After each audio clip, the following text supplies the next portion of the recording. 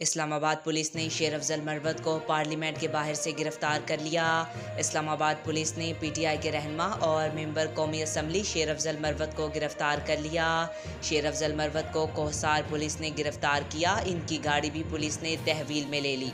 शेर अफजल मरवत को थाना सेक्रेटेरिएट के एसएचओ ने गिरफ्तार किया। कबल अजी ये खबर सामने आई थी कि इस्लामाबाद पुलिस को पीटीआई के पार्लियामेंटेरियन को गिरफ्तार करने के अहकामात मसूल हुए हैं। इस वक्त आपको बता रहे हैं, इस्लामाबाद पुलिस ने पीटीआई के रहनुमा और मेंबर कौमी असम्बली शेर अफजल मरवत को गिरफ्तार कर लिया है।